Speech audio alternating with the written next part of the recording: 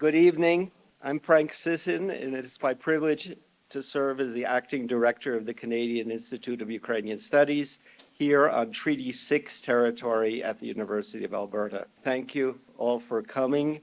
I'm very pleased that we have among us honored guests, including President and Vice Chancellor of the University of Alberta, President Bill Flanagan, Professor Ryan Dunch, Vice Dean, Academic of the Faculty of Arts, Dr. Walter Kowalchyk of the Ukrainian Canadian Professional and Business Association of Edmonton, and our returned native Professor Serhii Plokhy, coming from Harvard University, but having spent much of his career at CIUS and at the University of Alberta.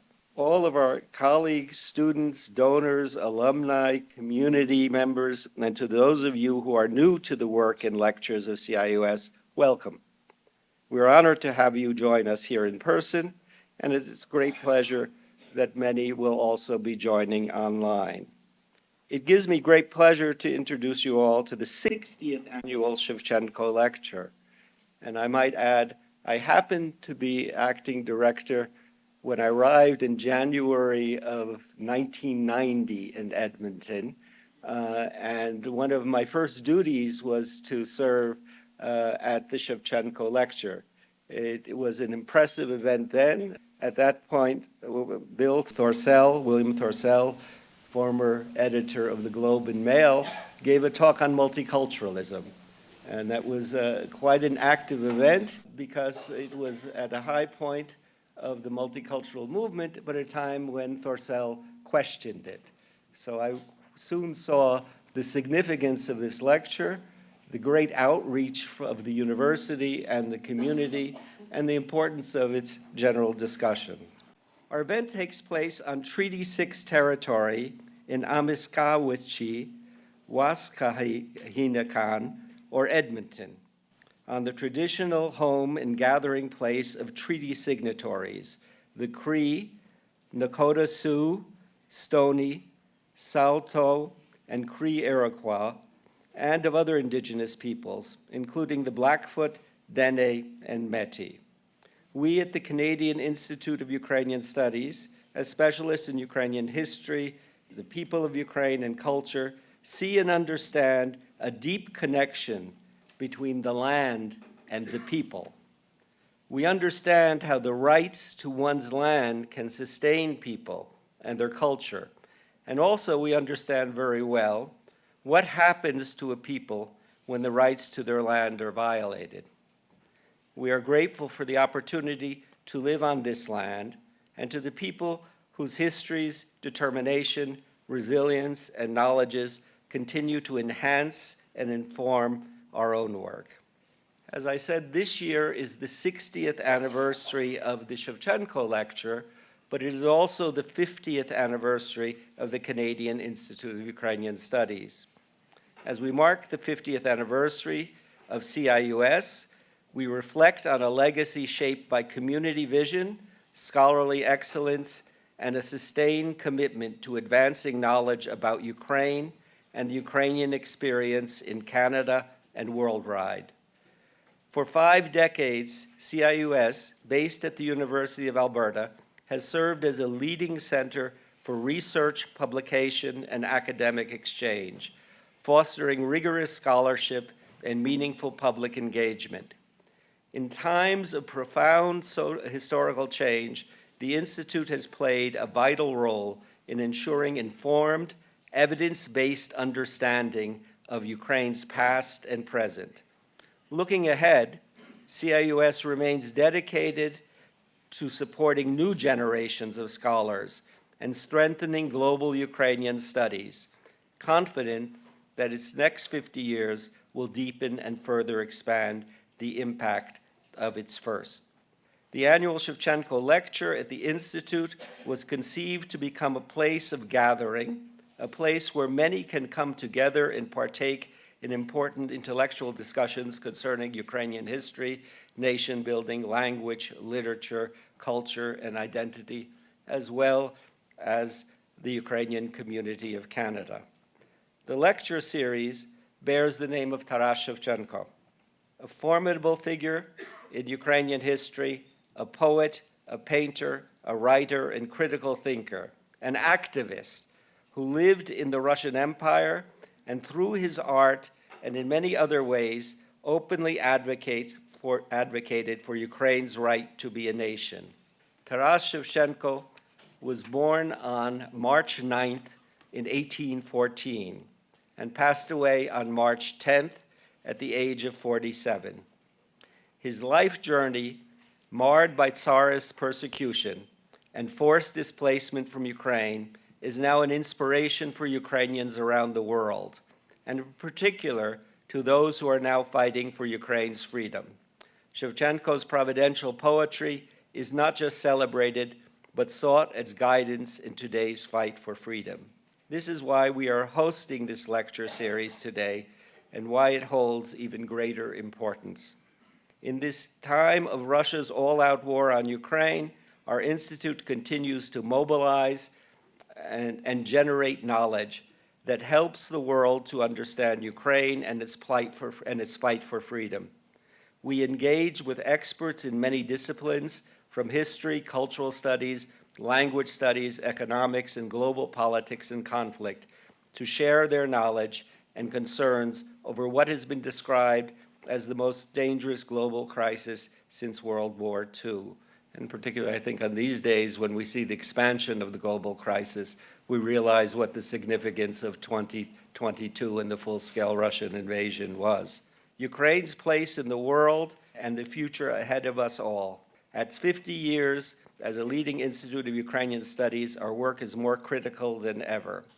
We are honored to be able to continue this important work with you tonight.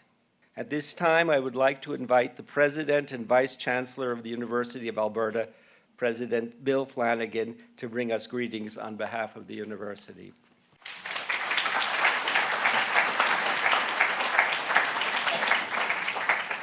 Well, thank you, Frank, and good evening, everyone. I'm really delighted to be here today, and delighted in particular to see such a great audience. So welcome to the University of Alberta for the 60th annual Shevchenko Lecture, hosted by the Canadian Institute of Ukrainian Studies.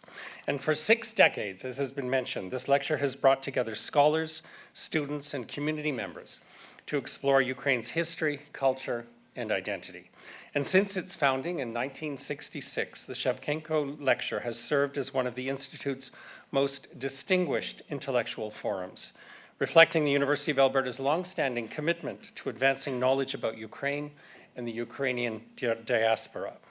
And this tradition also reflects something very special about Edmonton and about Canada.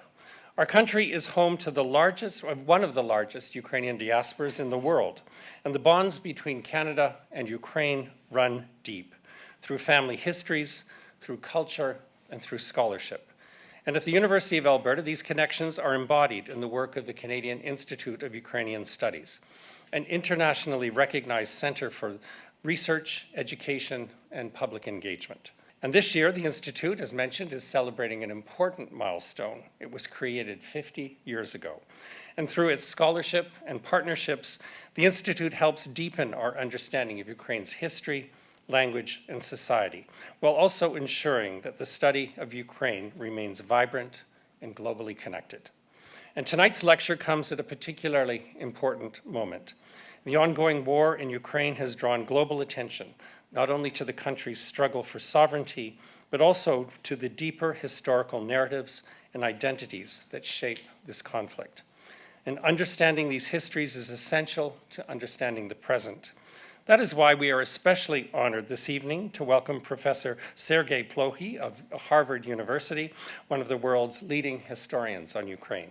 His lecture tonight will help us examine the origins and historical context of the current war and reflect on how history itself is often contested in times of conflict. And events like the Shevchenko Lecture are important. They remind us of the essential role universities play in society. Universities are places where complex issues can be examined thoughtfully, where history and scholarship help illuminate the present, and where dialogue across cultures and perspectives strengthens our shared understanding. So thank you for being here tonight. I look forward to the lecture and our conversation that will follow. And once again, welcome to the University of Alberta.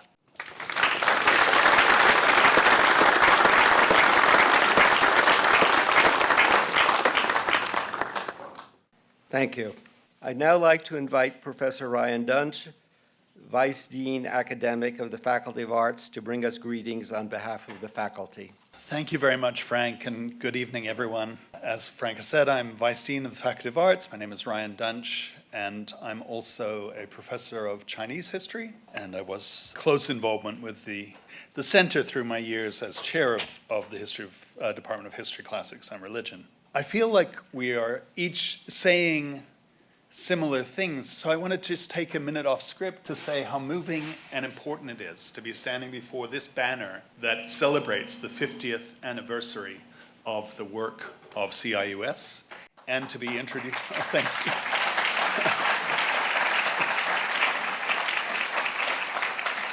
It's an enormous achievement, what CIUS has achieved, and to be also introducing the 60th Shevchenko lecture. I think we can all take some time to sort of breathe that in and consider the significance of it. It's an achievement for all of you, as well as those who've come before, the assembled friends of the Institute, the University of Alberta itself, the Canadian Institute of Ukrainian Studies, and also the Ukrainian-Canadian Professional and Business Association here in Edmonton, which is co-sponsor of this event. As President Flanagan said, we've recently passed the 4-year mark of Russia's illegal full-scale invasion of Ukraine, as well as the continuation of more than 12 years of hostilities, displacement, and disinformation and information warfare. Our community here at the University of Alberta remains deeply impacted by the horrific atrocities and loss of life that have come as the result of Russia's aggression. Our two nations are connected not only by immigration and family ties, but by history and scholarship, links that CIUS has spent the past 50 years cultivating. CIUS's commitment to broadcasting the truth about Ukraine across Canada and the world have made it a vital ally in this continued struggle. Through that work, CIUS has developed deep connections and a deep commitment to Ukraine and the surrounding region, as well as to its community here at the University of Alberta and across Canada. These connections prompted the Institute to take action immediately when the war broke out, and it has stood steadfastly united with Ukraine ever since. Through projects like the Internet Encyclopedia of Ukraine, the Rethinking Ukraine seminar series, and the upcoming massive open online course about the Holodomor, CIUS remains committed to disseminating the truth about Ukraine in the face of misinformation. I'll add also that we've had the honor of hosting some displaced Ukrainian scholars at the University of Alberta, and that's been extremely important work. And I know President Flanagan, among many others, has been instrumental in supporting that work. The University of Alberta and the Faculty of Arts appreciate and acknowledge the work and the commitment of CIUS. As you've already heard, our speaker this evening is Dr. Serhii Plokhy, who comes to us from Harvard University, where he's the Mihailo Hrushevsky Professor of Ukrainian History. Please excuse me. I speak Chinese, if that's any difference. We are honored to have Dr. Plokhy with us to discuss the historic origins of the Russo-Ukrainian War and to celebrate the 60th anniversary of the Shevchenko lecture series, as well as the 50th anniversary of CIUS. Thank you to everyone who made tonight possible, and I look forward to the rest of this evening's program.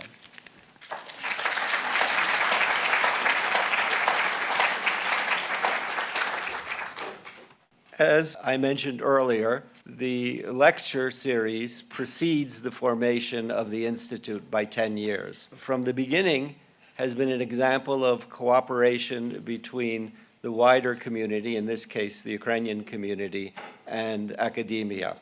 And that, I think, has been its great strength. In this, the Shevchenko lecture is sponsored by CIUS in partnership with the University of Alberta Faculty of Arts, the Alberta Foundation for Ukrainian Education Society, and the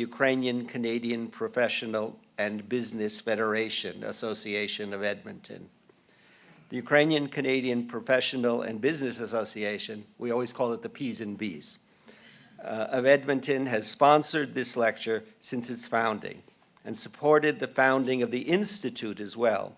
The Institute is proud of our long-standing partnership, which illustrates our commitment to building and disseminating knowledge about Ukraine. The Edmonton Ukrainian Canadian Professional and Business Association has had many successful projects over the years, and this year, with their new Ukrainians Entrepreneur Program, they continue their long-standing support in the Ukrainian community. Please join me in welcoming the president of the P's and B's, Dr. Walter Kowalchyk, to share his greetings.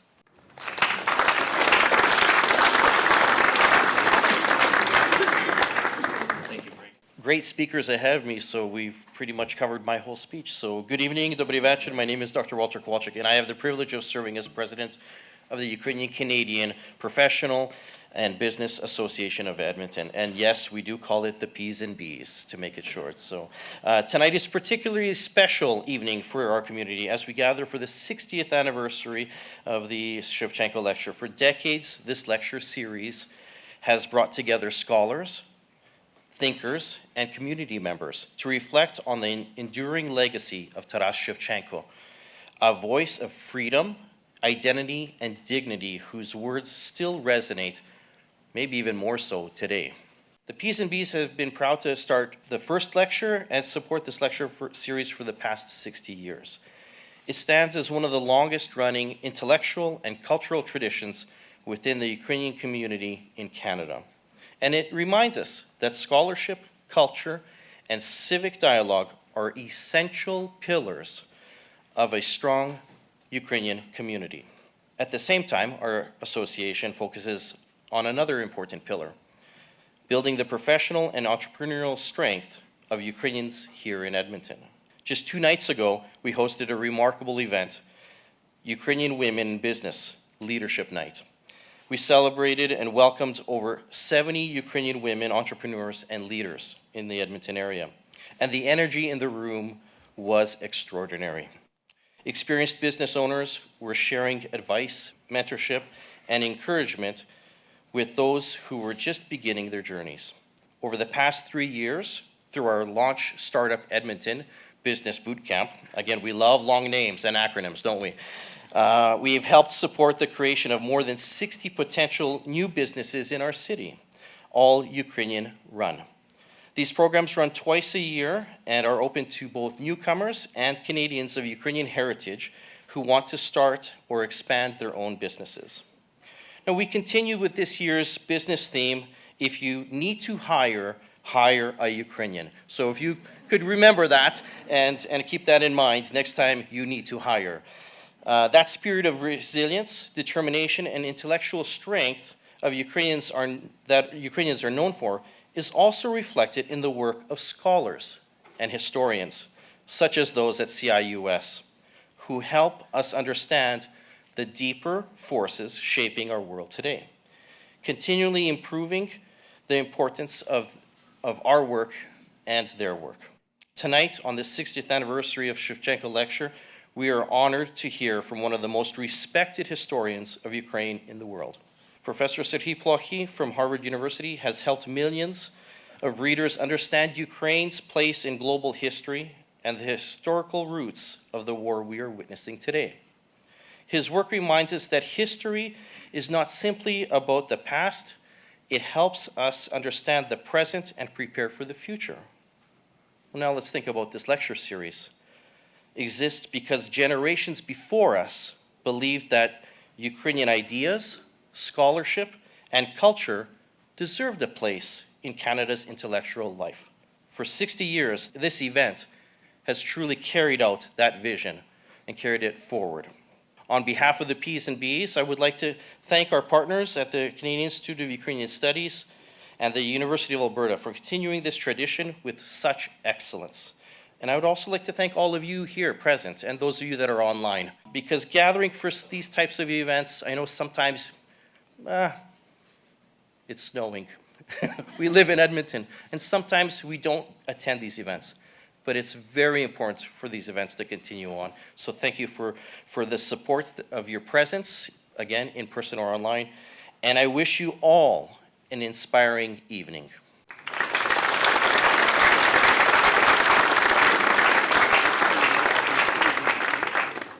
I now have the pleasure of introducing our speaker. It is both a privilege and a pleasure to see a friend back here in Edmonton.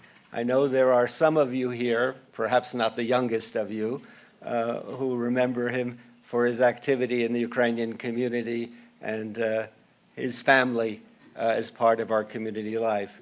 Others of you from the University of Alberta are here to, in a way, mark a distinguished professor who happened to go to another institution, returning back to us. I think most of you then, if I look at your ages, are here because you come to see a distinguished scholar whose books you have read, although I would find it difficult to believe that at the rate Professor Plokhy produces books, you're able to keep up with the reading. But I'm sure after this evening you will go out and do so. But as we mark his successes and influence in both Canada, the United States, and the Western world, I should always think we should remember that he began with a youth and life in Zaporizhia, a city which distinguished in Ukrainian history for the history of the Cossacks, but now is known to the entire world as Russian troops move northward, trying to take that city and occupying its nuclear plant. He was known to those of us in the West who were cut off from Ukraine in the Soviet days because he was at the distinguished School of History in Dnipropetrovsk, now Dnipro, easier to pronounce, thank goodness. But the other thing that I think you must remember is it was a closed city in the Soviet times. That is, to reach out to world academia could only be done by the quality of the publications, those working there. Otherwise, there could be little in the way of contacts. At that point, I was at Harvard when Dr. Plokhy came on an exchange.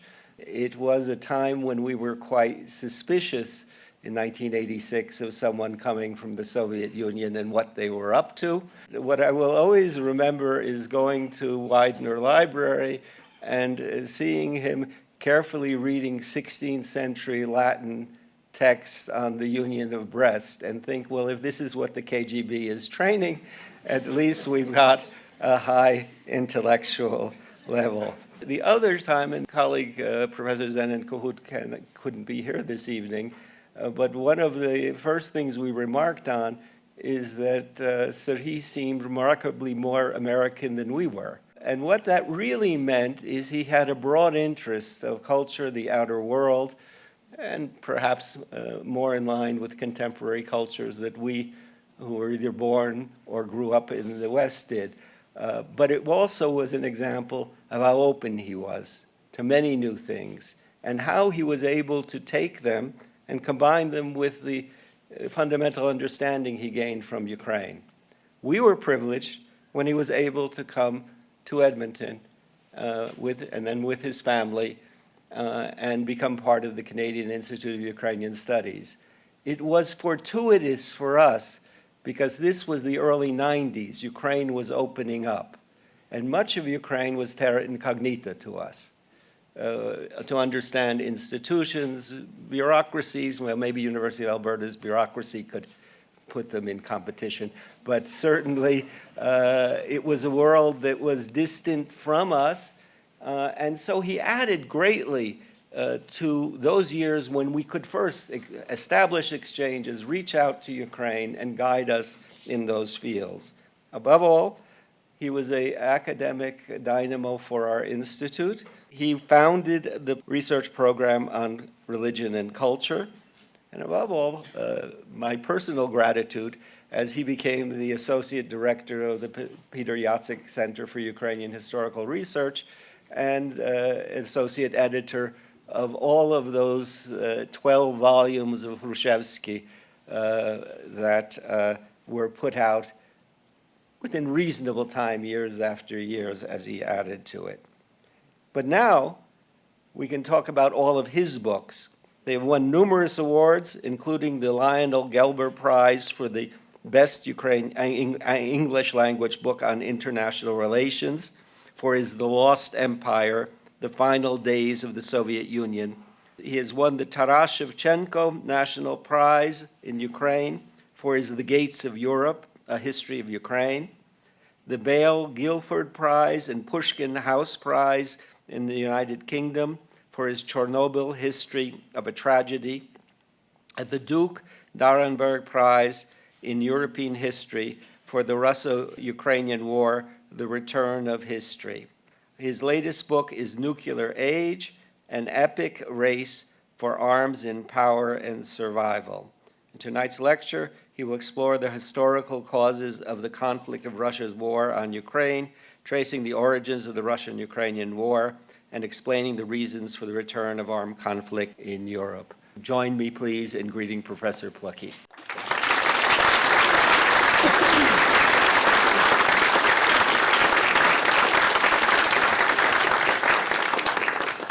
Thank you very much, Frank. Thanks to everyone who was speaking here, for any organization that was involved in organizing this talk, and special thanks to all of you who came today to participate, to help with this discussion about the war. It's a great pleasure and privilege for me to be back at the University of Alberta. I also want to thank for those who organized this wonderful weather. Coming from Boston, it looks, it feels like Florida. The amount of snow that you have compared to what we got in Boston, it's maybe 25% of that. So things change everywhere, but I see that they change here in Edmonton as well, and it's a pleasure to be back. I wish I would have a different topic to discuss today, but the topic is the war. And when I mentioned to someone that I was going to discuss war at today's talk, the question was, what war? Because there is more than one war that is happening today. I will focus on the Russo-Ukrainian war. First of all, that's the topic of today's discussion. I will touch on the war in Iran. But the main reason for focus on that war for me as a historian is, for the lack of a better word, it's really historical importance. This is the war that is now in the 5th year. So the February 24th of 2022, that's when it started. No one expected this war to go for so long. The consensus in Moscow, in Brussels, in Washington, I'm not sure about what was thinking at that time in Ottawa, was that Kyiv would not last for more than 2 or 3 days, that Ukraine would fall within the period of a few weeks. And now we are in the 5th year of this war. When I started to talk and write about this war, the phrase that I used again and again was, this is the largest war in Europe since 1945. Well, unfortunately, that characteristic of the war is not accurate anymore. This is the largest war in the world since 1945. If you look and think about the length of the war, if you think about the front lines, if you think about the technology that is being involved, we didn't really had anything of that sort in the world since 1945. And it keeps going. We don't know when it will come to an end. The estimates, how many people were killed, how many people were wounded, this is a secret, a state secret, both in Russia and in Ukraine, but the estimates of soldiers only to be killed and wounded and missing in action in Russia is between 1 and 1.5 million people.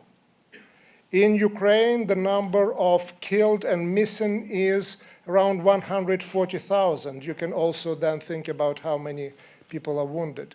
So we are talking about altogether roughly close to 2 million people being killed, wounded, missing in action. What does this mean for a historian? It's a big war. Wars of that proportions, no matter where they take place, they change things, and they change things not only in the region, not only for the countries that involved in that military conflict, they change things globally, for Europe, for the world.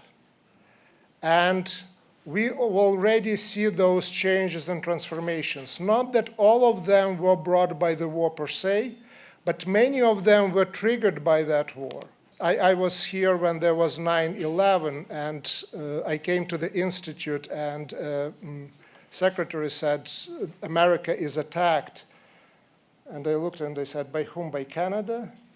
And I thought it was funny. I didn't know at that time really the scope of the damage and how many people were. But that was something that you can joke about. Now there are claims on Canada made by the United States of America. There are concerns in Europe about what we are going to do if US shows up in terms of Greenland. There are major shifts and transformations in relations between Europe and the United States. There are major changes and shifts, and unfortunately they're getting closer in terms of Russia and China. So there is a talk about the world that was there before February 2022 is not with us anymore. And we don't know what that world would look like. One thing that as a historian I can say, that when you look at the wars of that sort of proportions, it matters how they end. Thank God it's not the war of World War II proportions, but it mattered how World War II ended. It mattered who were winners and who were losers. In the history of Europe in particular, it mattered under whose occupation/liberation this or that country of Europe ended, whether it was the American, Canadian, and British, or that was the territory that was taken by the Soviet Union. So this is very, very general comments on the scope of the war and what one should expect from the ending. Eventually it will come to an end of the war like that the world would change. Certainly the peace dividend that came with the end of the Cold War, that came with the fall of Berlin Wall, it had been spent. The future will look differently. When I started to write about the war, and this is just the latest incarnation of that war, the Russo-Ukrainian war started with the annexation of the Crimea in February of 2014. But this really big war that started in 2022 that really brought attention of the world to that. When I started to write about that, I couldn't not to be engaged. I wanted to correct a lot of historical misinformation or misunderstanding that was there. But generally, the reaction was, okay, this is something that is happening today. This is something that is happening in front of our eyes. This is not really the work of historians. If you would be a political scientist, a military specialist, if you would do this or that, then we would understand that what you as a historian trained in the history of the 16th century, since that I evolved, but still what historian has to offer in understanding of events of today, and in particular events of this war. That sort of questions that I was struggling for a while. What you will hear today in my presentation, that result of those struggles and those thinking, where history can contribute. One claim that I already made in the opening, that it is a war of historic proportions. It's the war that changes things, and historians, in very broad sense, study the change and the continuity. So probably I thought historians could add something to our understanding of global conflicts in general. In this today's presentation, I will talk about three things which I think historians can offer, and probably no other people representing other disciplines really can do that, or can do that on that level. One of them is trying to understand ideas around the war, because many wars, all wars, they're similar, but they're also different. And historians, we have this field of intellectual history. So the ideas about the war, where they're coming from, what are the core roots in that sense? Because this is the question about what are the core roots that now are up front there when the negotiations are being conducted on the roots of the war and how one can or should deal with them. So that would be the first theme that I will try to cover. Another one would be a more classic example of the origins of the war. To a degree, almost an art of history was born out of trying to understand origins of this or that event, in particularly origins of war. Finally, the third block, I will talk about things that changed. Because to understand what changed, you have to know how it had been before the change started, before the change occurred. So that is my plan for today's discussion. So ideas, where do they come from? One thing that is very obvious about this war and shared by the majority of people anywhere from Europe to US to Canada to Australia is that the aggressor in this war is very clear. It's Russia. It's Russia that started the war. And in that sense, it's very important to understand also intellectually where this war is coming from. As a student of history, I really can't remember reading about any other war, about any other conflict, where there would be so much history at the very beginning and so much bad history around that. So I don't remember reading about any war where the leader that starts the war, a few months before that, publishes a historical essay, going to medieval times, trying to explain why Ukraine is not supposed to be on the map. That is the essay by Vladimir Putin, published in summer of 2021, roughly half of a year before the all-out aggression in February of 2022. The essay was so helpless from the point of view of historians that I remember discussing it with my colleagues, and one of them said, you know, everyone is on vacation in July, especially at the universities. So the guy probably worked on that during the COVID and decided to publish it, but to publish not to attract much attention to it. That's why it was June, not July, but June of 2021. That was a warning sign for many people, including in Washington and in other capitals, because at that time they started to think and realize that there is more than fascination with history.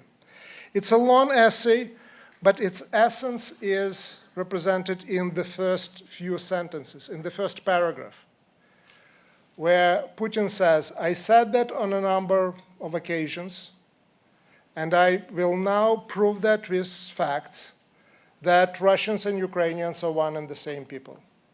What does this mean? When he says that Russians and Ukrainians are one and the same people, he was not saying that Russians are really Ukrainians. He was saying that Ukrainians don't exist because they're Russians, or they're not supposed to exist. One of the biggest issues, and again, here I probably on the thinnest ice possible because I'll talk about something that I don't know much, and this is law. But when it comes to definition of genocide and other things, one of the most difficult things to prove is that the intent. And here is the leader of the country, member of the Security Council, nuclear superpower, starting the war with the essay saying that, okay, these guys are not supposed to be there. I know that law is much more complicated, sophisticated, and so on and so forth than what I just said, but I also can't remember so clear statement of intended genocide. Now, for me as a historian, there was things in that article that were very familiar. Frank Sysyn mentioned the project that was undertaken here for a number of years at the Canadian Institute of Ukrainian Studies, the publication of 10-volume history of Ukraine by Mikhailo Hrushevsky, the leading Ukrainian historian, the first leader of independent Ukraine in 1918, and as it happens, the man after whom my chair at Harvard is named. Hrushevsky's point was exactly that Ukrainian history and Ukrainians existed as a separate nation. And that position was actually emerged victorious already during the revolution, the so-called Russian Revolution, and Ukrainian Revolution of 1917, 1918, 1919. The Soviet Union, the Bolsheviks came and recognized that Ukrainians and Russians were separate nations. A different question what they did to the Ukrainians with famine, Holodomor, and other things, but there was no question that that was a separate group. Now comes the leader of modern Russia and says that all of that was wrong.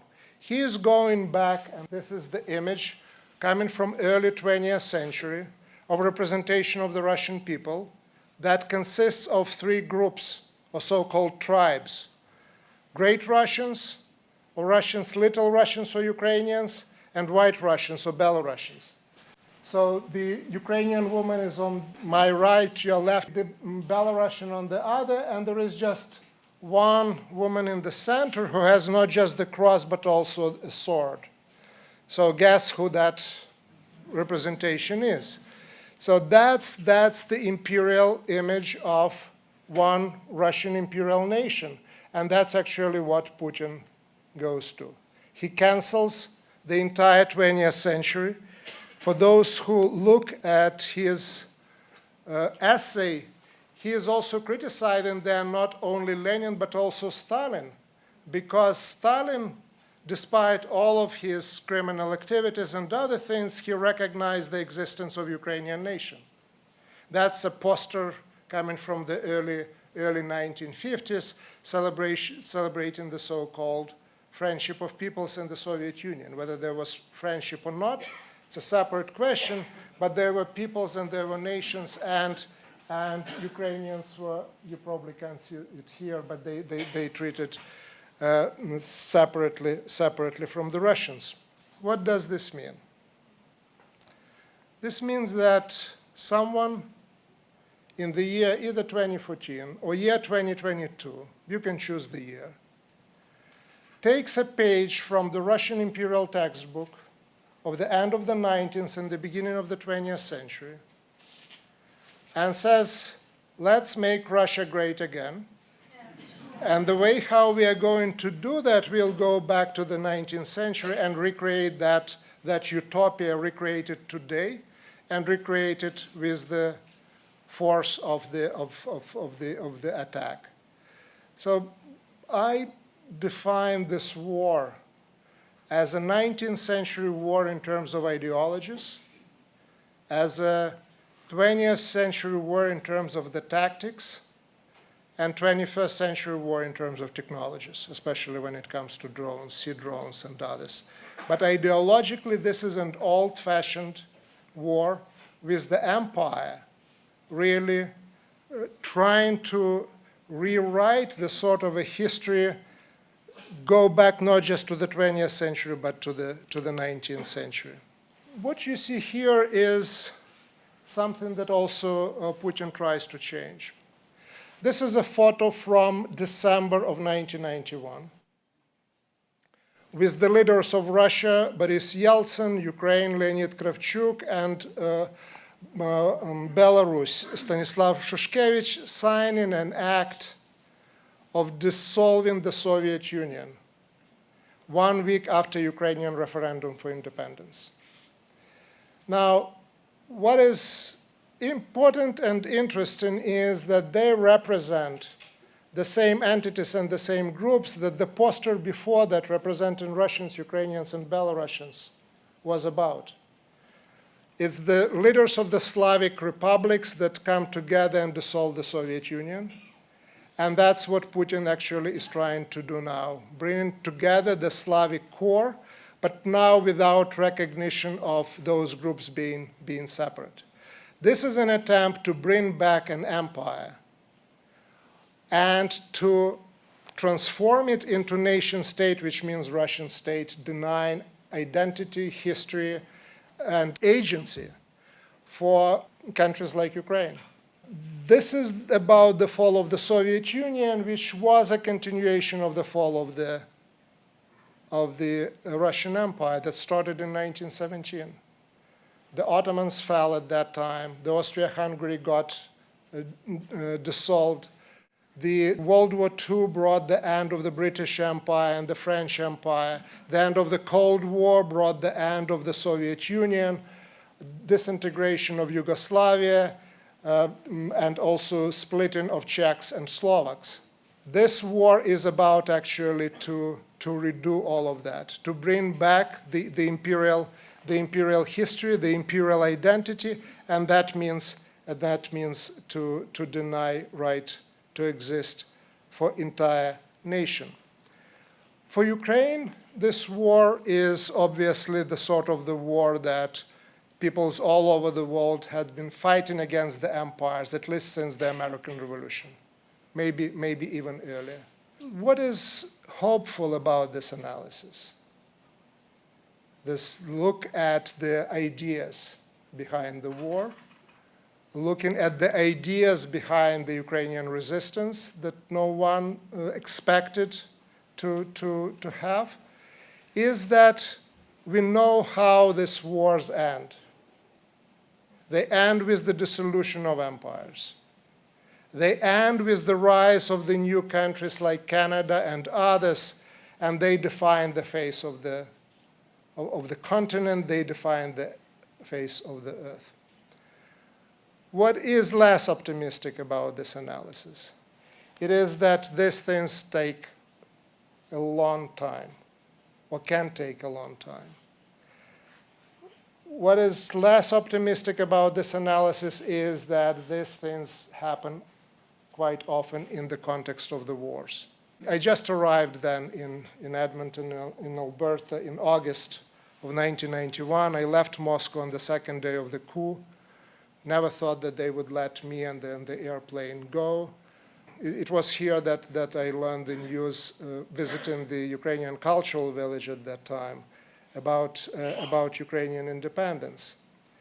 And there was a hope that I certainly shared at that time, and that was that the Soviet Union, the state that was a continuator of one of the largest world empires, was dissolved without a war and without a conflict.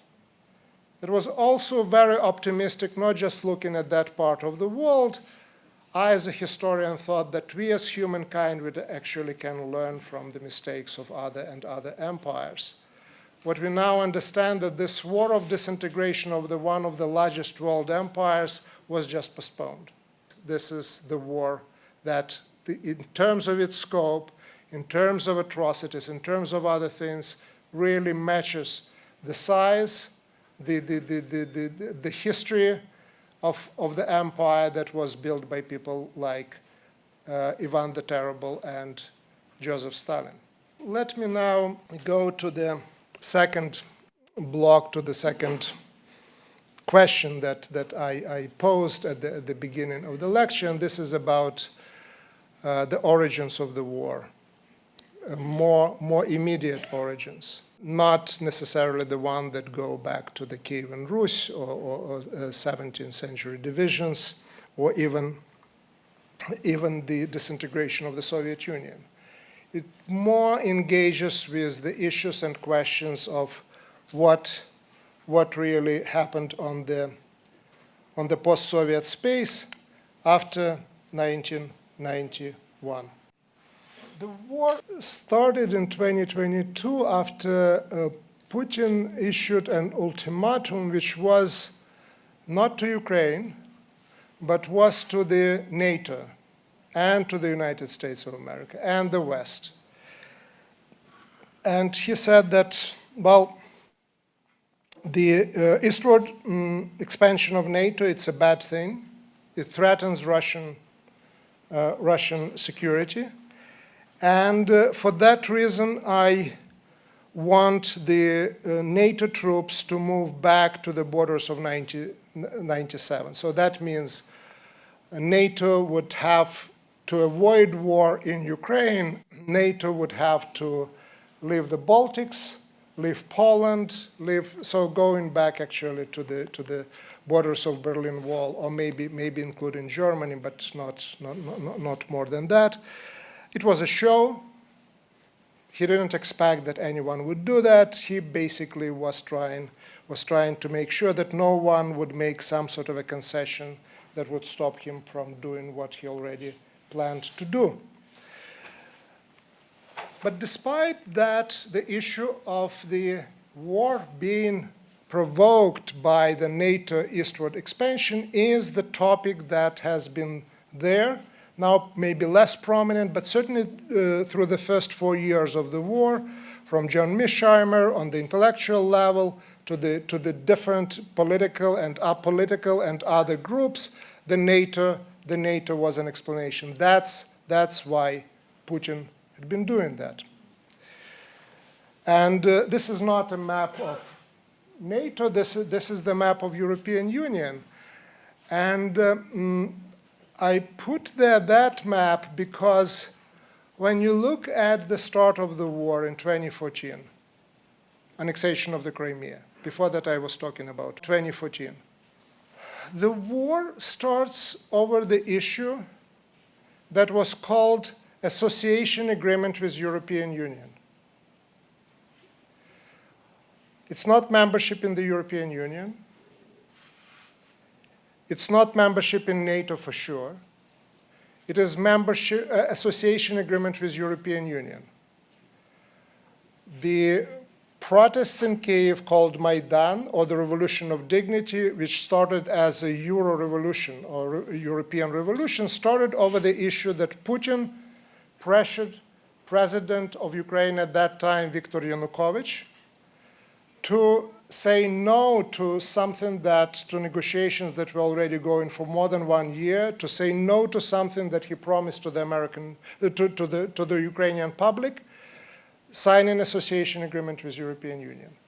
Yanukovych is gone. The new government comes in and says the first thing that we are going to do, we are going to sign association agreement with European Union. And within a few weeks, we have the little green man, the Russian special forces, without insignia, going into Crimea. Who cares about association agreement with European Union? What is the big deal there? Well, the big deal was that any country that signs association agreement with European Union actually is not allowed to enter into any other economic unions or association agreements of that sort. Which means if Ukraine ends on the blue side of the map, it can't end on the yellow side of the map. And yellow side of the map is Eurasian Union that Putin is building at that time. So what that means is that Ukraine leaves Russian sphere of influence. That's the importance of association agreement. To do that, you go into the Crimea, and then you start the war in Donbass in eastern Ukraine to stop Ukraine, the former imperial subject, from running away. You can say, okay, that's one interpretation. Let's look at that also from a different perspective, bringing up the NATO factor. Given that Ukraine didn't fall in 2022 and continued to fight in 22 and 23, that created conditions for countries like Finland and Sweden to apply and join NATO. They did that because they viewed Russia as a threat, but they also did that at that time, at that moment in history, because they knew that fighting in Ukraine, Russia was not able to do much about their act. Now, Finland joins NATO, extending by the factor of the border between Russia and NATO countries is now twice as long as it was before Finland joined NATO. If NATO is such a threat for Russia, you would expect at least half of the Russian army fighting in Ukraine to be sent to protect unprotected border with NATO. But no one soldier is withdrawn. More than that, soldiers from that part of Russia are being sent to fight in Ukraine. NATO is, I have no doubt that no one in Moscow is excited about NATO or likes it. But NATO is a pretext. What is happening there is actually the Russian project of reintegration of the post-Soviet space, in which Ukraine is an extremely important building block in that process of reestablishing Russian control over former imperial and Soviet space. Why Ukraine is so important? Why the Soviet Union was dissolved 1 week after Ukrainian referendum for independence? The reason is economic, geographic, and cultural. Economic, Ukraine was the second largest, economically most powerful republic of the Soviet Union after Russia. Geographically, it's located in a position that connects Balkans and Europe and Eurasia. And culturally, as President Yeltsin explained to President Bush in 1991 more than once, without Ukraine, which is traditionally Christian, Orthodox, and Slavic, Russia would be outnumbered and outvoted by Muslim republics of Central Asia. So if you are there trying to make Russia great again, whatever you do with Belarus and Kazakhstan and other places, without Ukraine, that leaves a huge hole in your plans and in your infrastructure. That's why we have this biggest war in Ukraine. There was war in Georgia, but not in other republics, but in Ukraine. So it is about the European Union. It is about building also Eurasian European community. That was Putin's project, and to a degree continues to be a project until today. This is one of manifestations in Kyiv with the European flags. And at that point, people were saying, please name me one country in Europe where people are prepared to die under the flag of European Union. Well, none of those countries were members of European Union, of course. So Ukraine was the only country that was really doing that. So what you have there, this is the map as it emerged in 2014. I really like this image. This is Minsk II, it seems to me, one of two agreements that really demonstrated the appeasement policies toward Ukraine. This is at that time the president of Ukraine, Poroshenko, and the leaders of France, Germany, Russia, and Belarus on the other side. So the war is very much about the ability of Russia to fight this war with European money. It is very much part of the appeasement policy that at that time was championed by Europe and European Union and countries like Germany. in particular the Chancellor of Germany at that time. The annexation of the Crimea was followed by Germany signing documents for the project that was called Nord Stream 2. Nord Stream 2 documents were signed after Russia started war in Georgia. The idea and the plan on the part of Germany and European Union was basically based on the Cold War model coming from 1970s. You make peace and you make money, maybe you make love as well, that was optional, but you make peace and money at the same time dealing with Russia. You buy as much Russian oil and gas as possible, you increase the trade, you think that Russia is more integrated and involved in the European trade relations. Russia has more to lose, and if it withdraws, if it starts something like the war, and that was the philosophy. The philosophy sounds really quite problematic, maybe quite crazy today. But it didn't sound that way before that because there was something to show for that policy, and that was the fall of Berlin Wall. The oil trade in Russian oil and gas started in the 1970s. It produced, or at least contributed, to the policies of détente. It eventually led to the fall of Berlin Wall and the Cold War, so why fix something that worked? And so each new Russian aggression against any new country would be awarded with another oil and gas deal. Nord Stream 1 was award for attack on Georgia. Nord Stream 2 became award for attack on Ukraine and on Crimea in particular. Only in 2022 that this entire philosophy and that all thinking came to an end. And that policy was certainly abandoned, or at least is abandoned for now. So sum up my argument in terms of the origins of the war per se, if you don't go really all the way into the history of the Soviet Union, imperial history, despite the fact that all of them are factors. Putin writes about them, Putin thinks about them, Putin acts on that sort of thinking.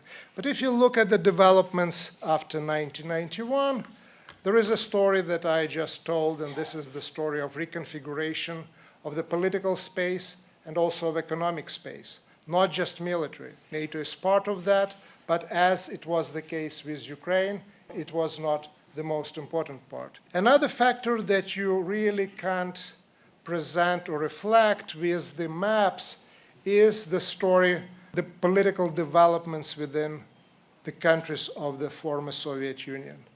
Ukraine happened to be one of very few countries which not just flirted with democracy back in the 1990s, but preserved democratic form of government. When Russia, Kazakhstan, Belarus, so another key former republics of the Soviet Union, really abandoned for different reasons, roughly around the same time, during the late 90s, early 2000s, the democratic project. The democratic and successful Ukraine was a threat, also a political threat to Putin's Russia, exactly at the time when he was strengthening his power.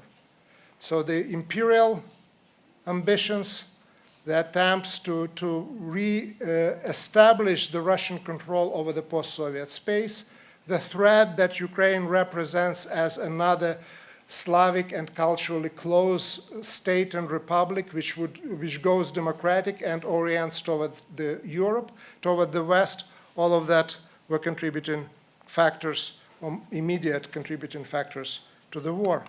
I hope I still have a few minutes to conclude with the third block about what changed so far. What is new in this war? Well, this is an image of the Russian soldier at the Chernobyl nuclear power plant for the first time in the world. So that's where history helps you. You sort of know, or you're supposed to know what happened before, so you're better equipped to recognize what is new. So that is new. For the first time in world history, the war comes to the nuclear sites, not just as an occasional attack, it comes as an occupation. Chernobyl nuclear power plant was under occupation for a little bit more than 1 month. The Russians had to leave because successful Ukrainian counteroffensive north of Kyiv. The Zaporizhia nuclear power plant, not far from my native city of Zaporizhia, Frank Sysyn mentioned that, is still under occupation and constitutes a major threat. What we have there is that what was supposed to be the atoms for peace,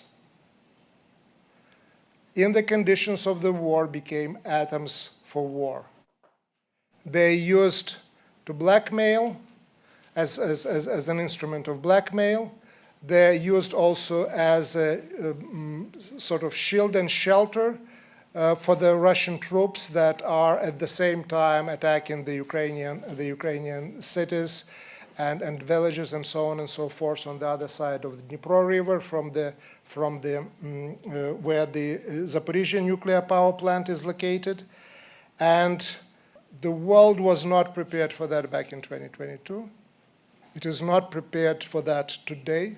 There is no, in terms of international agreements that would really talk about that in any detail. The most important ones coming from the late 1980s, they discussed the nuclear power plants in the same category, in the same paragraph as dikes and hydroelectric power stations. So there are 440 plus minus reactors in the world. None of them was created to withstand the conditions of the war and war attack and the conditions of occupation. It was true in 2022, it continues to be true in 2026. This is a challenge to the world that changes also the way how we think, or at least we should think, about nuclear energy, especially when we consider issues like climate change. I started with climate change, comparing Boston with Edmonton. So it's real, but equally real is the threat that now is posed by the war and the occupation of nuclear sites. Another major change and shift that happened, it happened in the minds of the Ukrainians. What you see on this image is a monument to the Russo-Ukrainian friendship that was built in downtown Kyiv in late 1980s. The war started with occupation of Crimea in 2014. The monument to Russo-Ukrainian friendship in downtown Kyiv survived the annexation of the Crimea and the start of the war in eastern Ukraine, which also means that despite the conflict, despite the war, there was this, at least, understanding of unity between the two, of some form of proximity between the two groups. Not looking Putin bad, Russians are good, not something that was removing the monument to Russo-Ukrainian friendship from downtown Kyiv. This monument didn't survive the first Russian missile attack on Kyiv in February of 2022. The Ukrainians removed it, and this is the image that comes from there. So the rethinking and reorientation of Ukraine's attitude toward Russia happened already in the first days of this big war and continues till today. Russians, the attitude is not just neutral, the attitude is actually for generations as the sworn enemy. We don't know exactly what is happening in Russia today because you can't just call to Moscow to a taxi driver and ask him, what do you think about Putin? But it's difficult to imagine that 1.5 million people wounded, killed, missing in action, that the body bags coming from Ukraine to Russia exactly project the message that Putin put in his writing about Russians and Ukrainians being one and the same people. So I think it's a historical moment and historical turn in relations between two largest Slavic or predominantly Slavic states. Russia was forced to leave the European markets the most attractive markets for oil and gas, where it started to move during detente, during the Cold War. The era that started in the early 1970s came to an end, partially because also these markets, other countries, including the United States, I am not sure what is happening with liquefied gas, Canadian one, whether it goes to Europe at this point or not. But this is the end of the era that started in the early 1970s with the first Russian supplies of gas to Austria and then to Germany. We are not yet on the level of the Berlin Wall, because that's what the image is there. But we are certainly actually getting quite close to that, with the Europe that was engaged in the policy of appeasement, that was very reluctant in the first year of the war to mobilize against Russia and support Ukraine. Now, with the United States changing its course, going for the on the one hand, more isolationist position, on the other hand, more aggressive position, in particular in Western Hemisphere, when the split between US and Europe is growing. That's change of historic proportions. We don't know how long it would last, but it's impossible to imagine that even if the peace comes tomorrow, there is no way to go back to the things how they were before. That's true for Europe, that's true for the most of the world. What we also see is that Russia is moving east. The relations between Russia and China now become more and more akin to what existed there during the Cold War in the 1950s. Before the start of the all-out Russian aggression, Putin visited Beijing. They signed a so-called non-limits partnership. And if you look at the reports coming from Ukraine, especially when Ukrainians shut down drones and other things that fly from the Russian side to Ukraine, in some of them up to 90% of all, from modem to all sorts of technical stuff, it comes from China. This is realignment and change of relations between Russia and China that again have a major impact and will have a major impact on the world affairs. The repositioning of the United States under the President Trump, completely going away from the policy that existed before that, including under President Biden, refusing to provide weapons to Ukraine as assistance and selling it to the Europeans that go to the front lines. Already 2025, there is a significant drop in the military assistance to Ukraine and also economic assistance as well, which means longer war, which means more and more casualties. The world already looks very differently from the way how he looked on the morning of February 24, 2022. We can be sure that world will continue to change. We know that the era that started with the fall of Berlin Wall came to an end. And that's where probably my analysis as a historian ends. And that's where a different stage, a different way of analysis, a different way of action starts. Because the only thing that I can say that the history is not just moving on its own. We are the ones who are deciding how it will all turn out. We decide in how long this war can go. We can decide how it can end. We can decide on the future in which we are going to live. Because my personal conviction is that that future very much is decided today on the battlefields in Ukraine. I will be more than happy to answer questions, comments that you might have. Again, thank you for your patience.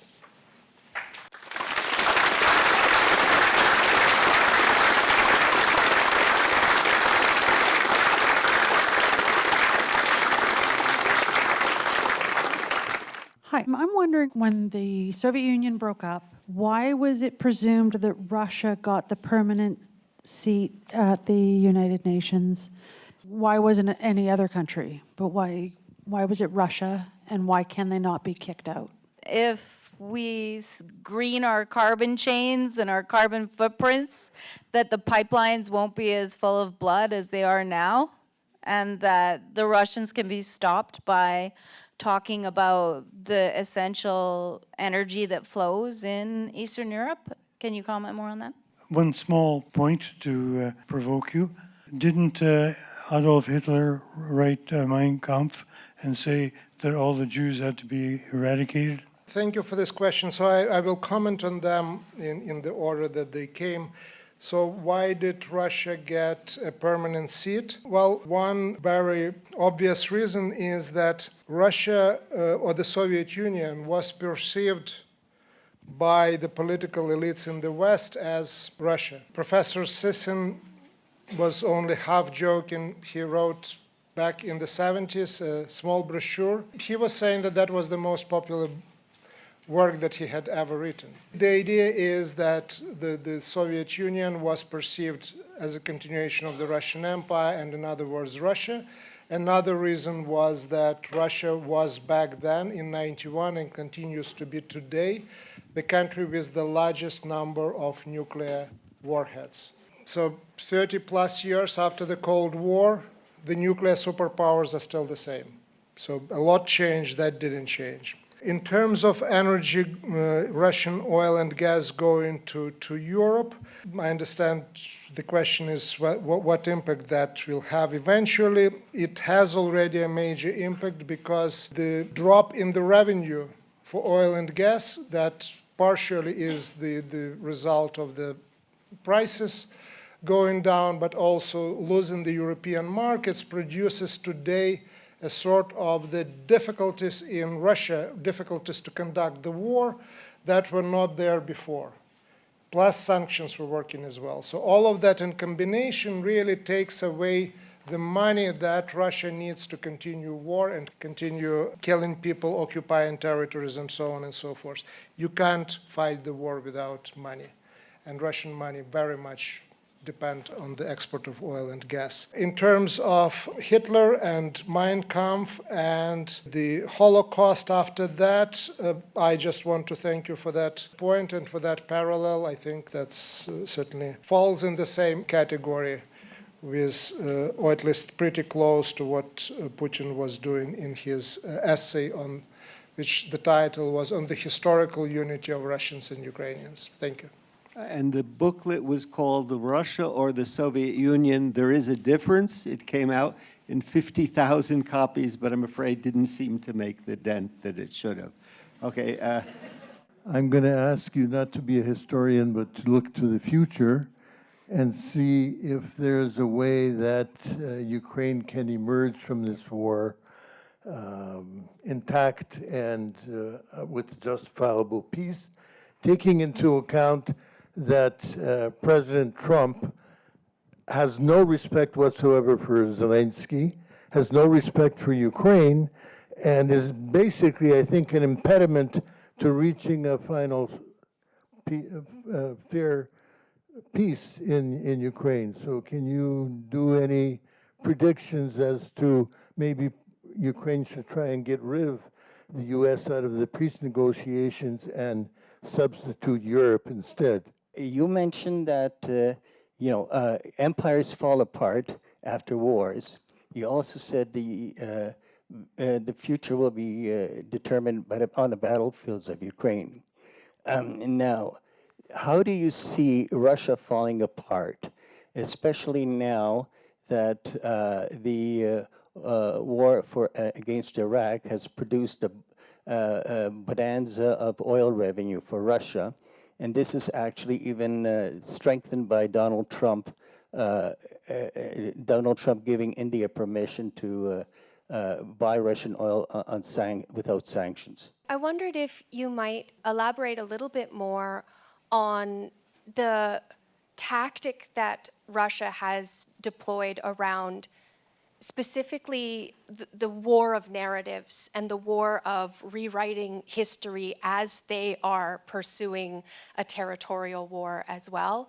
And it seems very much that you may have understated the role of historians in that respect, that so much of what is at stake in the larger scheme is about the ability to tell a real history of Ukraine as it's being manipulated through Russian cyber war and misinformation war. Can you elaborate on that for us? Sure. Thank you. The first question about President Trump. Well, President Trump has very particular views on Ukraine, very particular views on Canada. I don't think that the future of Canada and Ukraine really will be defined either by one president or by one country. So we are talking here about, at least I'm talking about, relatively long duration historical processes where there can be ups and downs, but this is things that are really not decided by even the most powerful people in the world. The question about Russia, either Russia falling apart or not, one thing that it seems to me not controversial at all is that this war throws Russia back in terms of its economic development, social development. Russia, with whatever outcome of this war, is up for a really hard landing with the Putin's regime once it comes to an end. And once there is a political crisis in Russia, there are some parts of Russia that are already functioning as de facto either autonomous or semi-independent states, and one of them is Chechnya. So it's very, very easy not to see that this kind of strong support for Putin, the shock troops of Putin are Chechen fighters and so on and so forth. This is also the part of Russia where the Russian legislation is not working. This is basically an Islamic dictatorship that is there, and it's ready to go if there is any major crisis with Kadyrov or without Kadyrov. But this is just one of the examples. But for Russia transforming itself, it's not the only way to do that is basically by falling into different pieces. It's transforming the political system as well. It's the ideas of federalism that are there in constitution and on paper but don't function in real life. I think that there will be transformations in Russia one way or another. Britain didn't lose World War II, it won World War II, and the stress of the war produced the disintegration of the empire, nevertheless. So it's again a little bit continuing the theme that this processes, broader processes, they're not dependent either on one figure or even on the immediate outcome of this battle or other battle. Then about the Russia and history and historical narratives, Russian treatment of history and understanding of history is very successful within Russia, where there is no actual competition, where the only voice that one can hear is voice of Kremlin. But generally, the war, the last 4 years, were a major defeat for Russia, also in terms of its propaganda war and attempts to promote its understanding of history. It's relatively successful in the what used to be Third World, or is called, for the lack of a better word, Global South, but it really had very little traction outside of those regions. And in the academic environment per se, for those of us who participate and go to these big conventions on the East European and Slavic culture and history, Eurasian as well, the trend that the war produced was the trend that is called decolonization. So it has the same impact on the study of the area as the fall of the British and French Empire had on the study of France and Britain in the West. What I see is actually on that, in terms of the image, in terms of the narratives that Russia is producing, there is much more defeats than there are victories. It doesn't mean that if we historians, academics, readership in general, the public in general, not react to that false narratives that they would somehow fall on their own. We have continued to do what in Harvard's motto is called producing and disseminating good knowledge. So it was interesting for me to read that there is good knowledge and bad knowledge. I guess it comes from the 17th century. So again, I think it's important for all of us to be on the side of good knowledge. Thank you. There's been a lot of talk in the news and social media the last few days about World War III, and are we already in a global conflict and we just don't realize it yet, of which the invasion of Crimea or the 2022 invasion could be considered as like the Franz Ferdinand moment. So I was just interested in your perspective on that as a historian. You know, are we already in a global conflict, or are these still regional proxy wars? There's just more of them right now. I just wanted to ask for you to comment on if the war has sort of degraded Russia's global influence or like power projection, because like Finland and Sweden joined NATO, and in Syria the ally Assad recently fell, and now in Iran that Russian ally is under attack. So could you comment on that? Yeah, I hear the various narratives. Some of them, pointing out that Russia is inevitably going to somehow win this war. But I see, at the other hand, the reports of thousands of Russian men just thrown to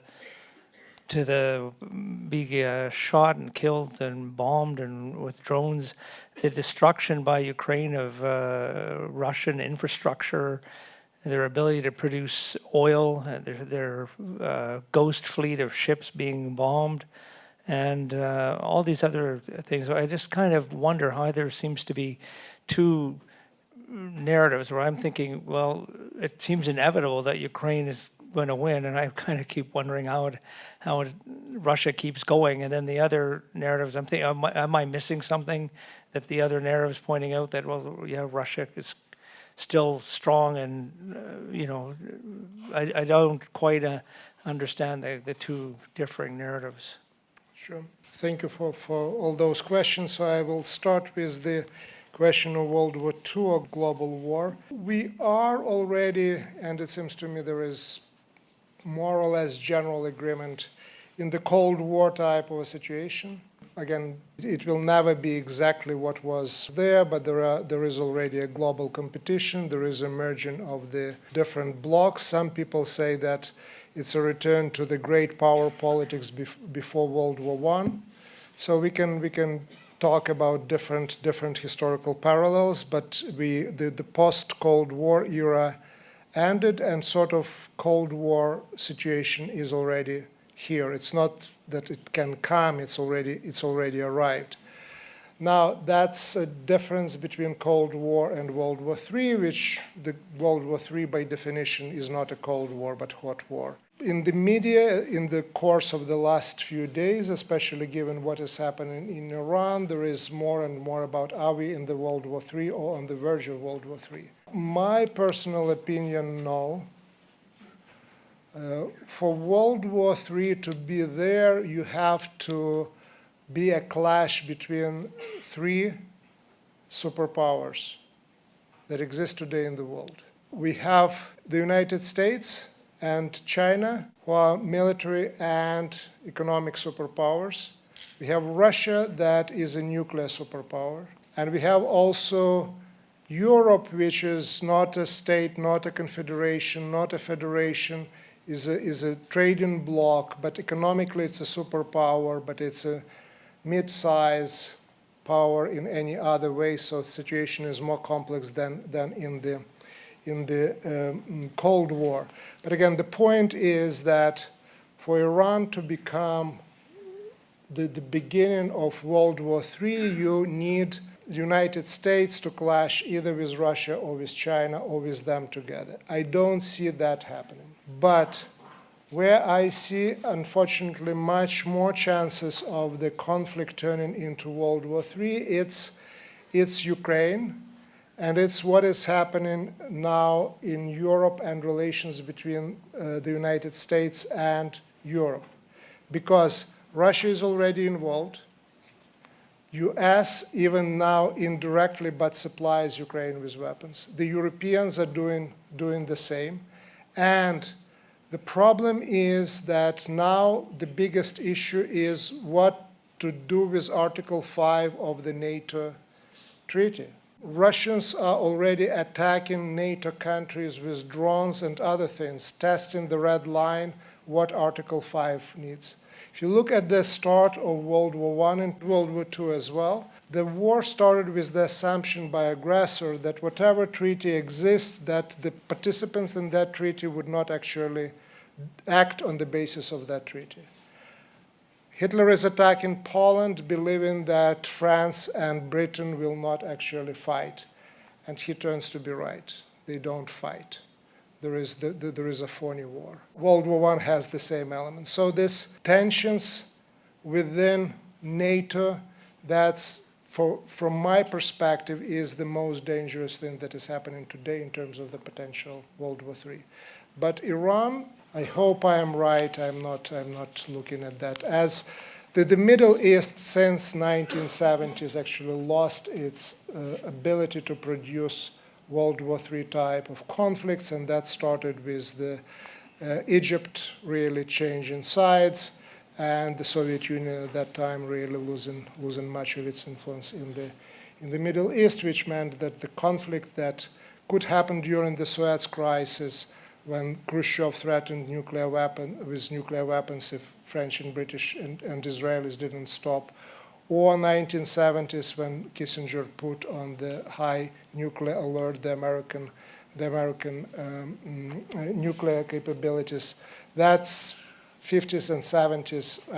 I don't look at the Middle East as the region that can generate, at this point, global conflict. It can happen, but I don't see it right now. Now, the Russia really losing in terms of prestige, but also influence in the context of this war. Yeah, I absolutely agree with you. The examples that you brought, Finland and Sweden and Venezuela and Syria, and now Iran, where they try to do something, but they're really not in a position to do anything because they actually invested so much into Ukraine, and so much was destroyed in Ukraine. In terms of the hardware, in terms of belief in the ability to do things. What I add to what you said is also a situation on the post-Soviet space, where they lose Armenia because they didn't back Armenia in conflict with Azerbaijan. Azerbaijan was not there before.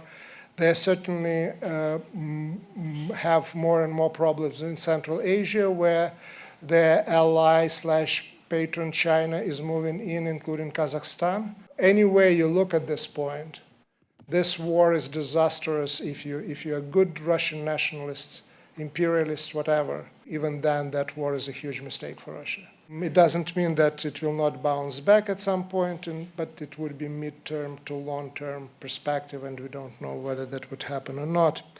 Now, what is happening in Ukraine in terms of the narratives?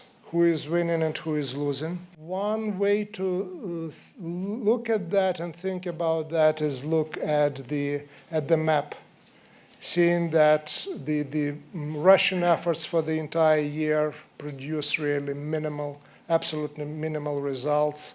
It seems to me the numbers were given either 1 or 2% of the territory, of Ukrainian territory, that was captured at the enormous price during the last year. Since the summer of 2025, the Russian economy, under the influence of falling revenue, sanctions, and other things, started to experience more and more problems, and it looks like this economic problems, they accumulate and accelerate. So Russia is not winning, especially if you think about the plans and expectations of 2022. Now, the problem is that Ukraine is in extremely difficult situation itself. It just ended one of the most horrific winters, one of the most cold, but also with the Russian destruction of infrastructure. How long Ukraine can go? And if Ukraine can go, how long allies can go? Because if you lose United States and lose really in a big way, how long can Ukraine last? In Ukraine, they're talking now that the task in the war is to last one day longer than the Russians do. This is the war attrition, and the outcome can be of any sort. So Russians are not winning by any kind of stretch of imagination, but we don't know. We don't know how this war will end. So I will just circle back to where I concluded my lecture and say that a lot depends on us, on what we do and how we act. So thank you once again for this question.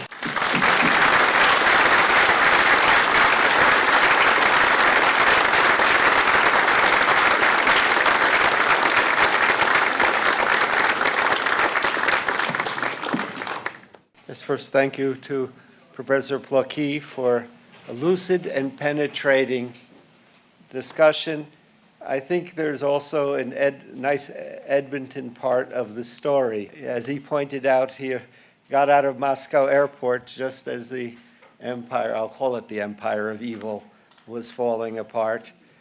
He's returned to us to discuss at a time when that empire is trying to return and Ukraine is trying and fighting for its freedom. And we're grateful to him for his discussion as well as for the many aspects of history, well begun in the 16th century, but even moving up to more contemporary topics that he has provided for us. I would like to thank as well the Ukrainian Canadian Professional and Business Association of Edmonton and the Alberta Foundation for Ukrainian Education Society for their continued support of our Shevchenko lecture. President Bill Flanagan and Vice Dean Academic of the Faculty of Arts, Ryan Dunch, for bringing greetings. Cindy Welsh, Catherine Kupchenko, Lauren Patterson, and their teams for their support and assistance in making the event a success. Stefka Litvin, Jen Fedun, and Tatiana Mala for the organization of this event, and to the CIUS team for their support. Our technical team, Claire Peters and Grant Wang, for their excellent work in making this event accessible outside of this lecture hall. And thank you to our photographer, Stephen Beze. Thanks particularly to the Ukrainian Students Association for volunteering their time this evening. Finally, thank you all our honored guests for attending this evening. The work we do here continues thanks to your support. And now I'm afraid comes the pitch. We ask you to consider making a gift to the CIUS Endowment Fund to further support the work that we do. Donation forms are available on the way out, or visit our website, cius.ca. We invite you to please join us for refreshments outside in the foyer. Thank you very much. Дякую.